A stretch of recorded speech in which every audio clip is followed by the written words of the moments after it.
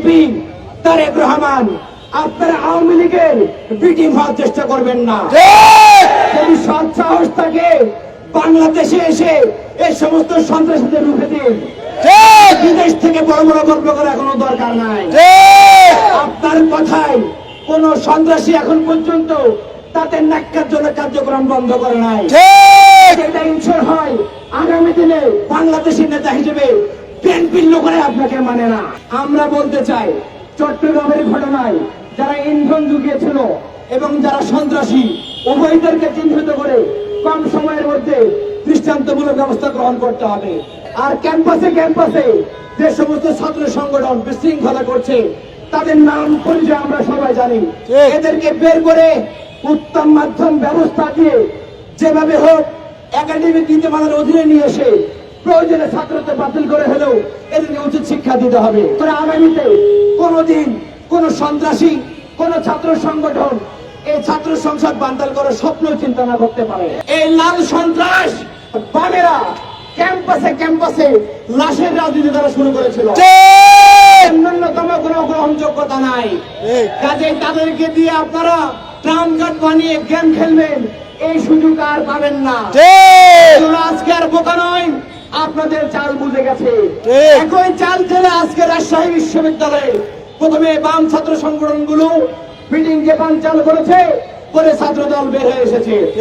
আমরা আরো দেখেছি চট্টগ্রাম বিশ্ববিদ্যালয়ে গতকাল একটি তুচ্ছ ঘটনাকে কেন্দ্র করে বাকশাসের একজন নেতা কিছু বাকশাসের লোকেরা ফুটেজ খাওয়ার জন্য ফুটেজ নেওয়ার জন্য তার একটা ছোট্ট ঘটনাকে বিশাল বড় দাবি করেছে।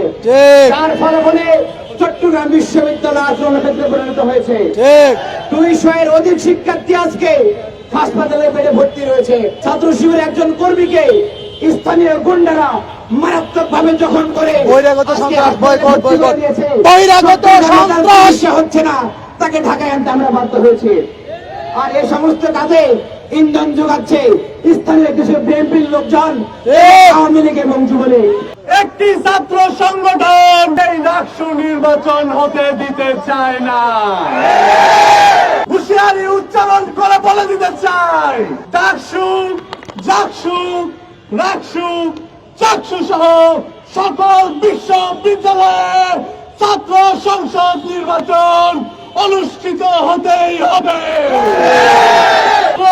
সংসদ নির্বাচন অনুষ্ঠিত হওয়ার পথে যারাই বাধা দিতে আসবে, সারা বাংলাদেশের সকল শিক্ষার্থীদের সাথে নিয়ে ঠিক যেভাবে জুলাই আমরা একত্রিত হয়েছিলাম, সকল ছাত্ররা মিলে একত্রিত হয়ে সেই নব্য ফ্যাসিস্টের বিরুদ্ধে আবার দাঁড়িয়ে যাব।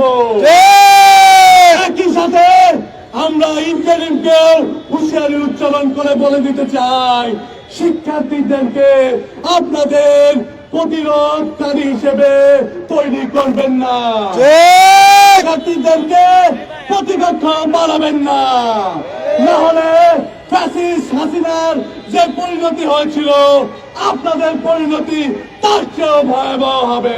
আগামী দিনে জুলাইয়ের শক্তিকে যারা ম্লান করার জন্য ভারতের ছকে এদেশকে বিশৃঙ্খলা করার চেষ্টা করছে, তাদেরকে বলবো, জনগণ আপনারা মাঠে আসেন, তাদেরকে রুখে দিন, তাদেরকে তাদের মামাবাড়ি দিল্লি পাঠিয়ে দিন।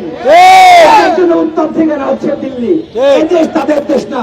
এই দেশ হলে এত আকাঙ্ক্ষার নির্বাচন ছাত্র সংসদ বানচালের জন্য তারা পায়তারা করতে পারত না। সংগ্রামী উপস্থিতি, আগামী দিনে ক্যাম্পাসে ক্যাম্পাসে সুষ্ঠু পরিবেশ রক্ষার আন্দোলনে এবং রাজপথে গণতন্ত্র ইসলাম রক্ষার আন্দোলনে আপনারা আমাদের সাথে থাকবেন, সামিল হবেন।